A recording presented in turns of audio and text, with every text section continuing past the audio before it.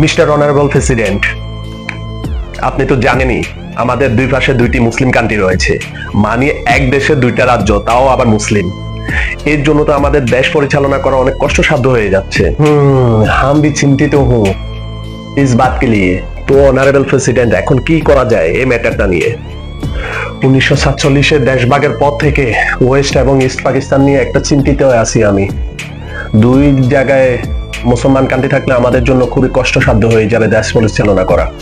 যে কোনো একটাকে বিভক্ত করতে হবে। অনেক তো প্রোপাগান্ডা চালাইছি আজকে 1947 থেকে 1970 সাল পর্যন্ত, কিছু তো হচ্ছে না। সামনে কিছু একটা হওয়ার সম্ভাবনা আছে। কি সম্ভাবনা অনারেবল প্রেসিডেন্ট? সম্ভাবনাটা হচ্ছে 1970 রানিং আওয়ামী লীগ পদপ্রার্থী শেখ মুজিবুর রহমান তো ইলেকশনে দাঁড়াইছে, জয়ী হবে শেখ মুজিবুর রহমান, কিন্তু পাকিস্তান মানবে না। এটাকে পুঁজি করে আমাদেরকে গৃহযুদ্ধ এবং যুদ্ধে রূপান্তরিত করতে হবে। খুব অ্যালার্ট থাকবে, খুব অ্যালার্ট। যাও। অবশ্যই অনারেবল প্রেসিডেন্ট, এই ব্যাপার নিয়ে কোনো কার্পণ্য করা চলবে না। অবশ্যই সতর্ক থাকবো, এটাকে অবশ্যই কাজে লাগানোর চেষ্টা করব। জয় হিন্দ।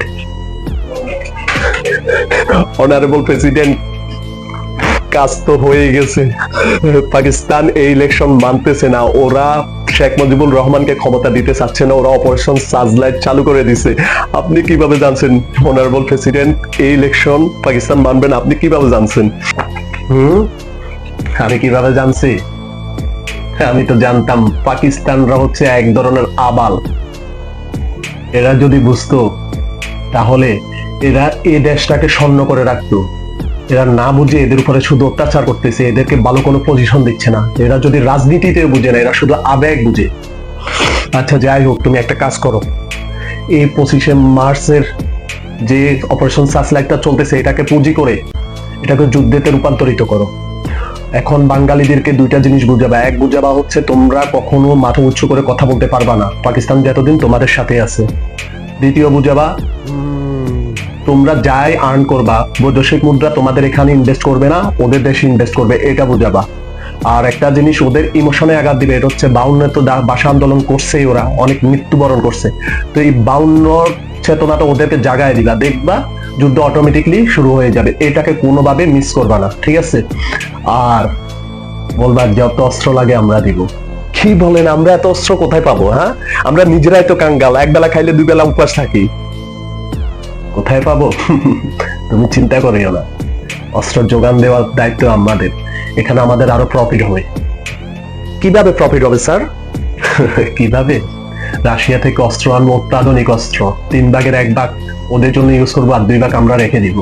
কেন সোভিয়েতের অস্ত্রগুলা অনেক হাই পাওয়ার এবং অত্যাধুনিক। যাও, আর এখানে কোনো সময় লস করবা না, এটাকে কাজে লাগাও। জি অনারেবল প্রেসিডেন্ট। দেখবা আর কোনো চিন্তা থাকবে না, একটা মুসলিম কান্ট্রি আলাদা হয়ে যাবে। অনারেবল প্রেসিডেন্ট, আমরা তো আমাদের কার্য হাসিল করে ফেলছি। আমরা তো কি বলবো, ওরা তো দেশ স্বাধীন করে ফেলেছে।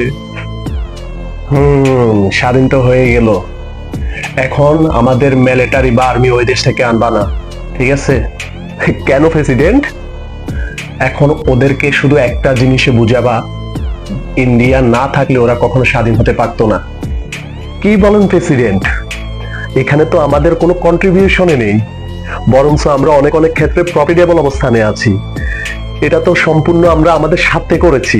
এই দুই দেশ আমরা আমাদের স্বার্থে স্বাধীন করায় ফেলছি।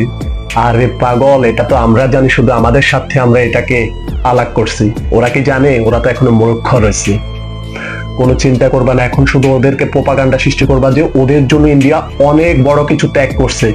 জি প্রেসিডেন্ট, এটা আপনি আমাকে বলতে হবে না, এটা অলরেডি আমরা শুরু করে দিছি। এই প্রোপাগান্ডাটা আমরা শুরু করে দিছি। আর একটা জিনিস মনে রাখবা, আমাদের সামরিক যেন এখান থেকে না হাঁটে, ওদেরকে ওইখানে রাখবা। কেননা ওদেরকে শাসন করে ভোগ করতে হবে। এতদিন পাকিস্তান খেয়েছে, এবার আমরা খাবো। বাহ প্রেসিডেন্ট, বাহ! আপনার মতো প্রেসিডেন্ট আমাদের ভারতবর্ষে আর জন্ম নিবে না। আপনি অনেক বুদ্ধিমান একজন প্রেসিডেন্ট।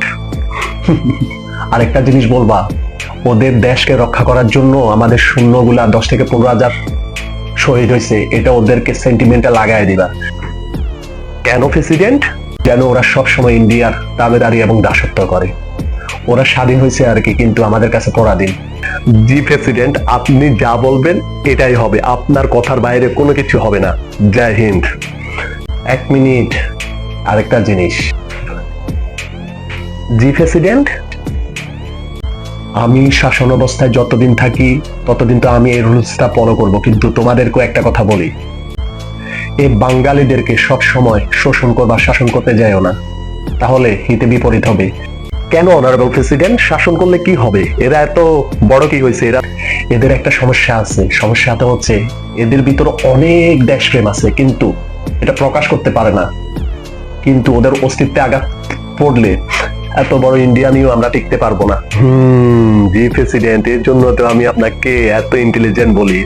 তো ওদেরকে শোষণ করবা, শাসন করবা না, ওদেরকে ডমিনেট করার চেষ্টা করবা না, ওদেরকে শুধু খেয়ে যাবা, দেখবা ওদেরকে তোমাদের একটা অঙ্গরাজ্য হিসাবে রেখে দিতে পারবা। কিন্তু যখন তোমাদের কোনো কিছু ওদের উপরে প্রভাব বিস্তার করবে, তখন ওরা সোচ্চার হয়ে যাবে।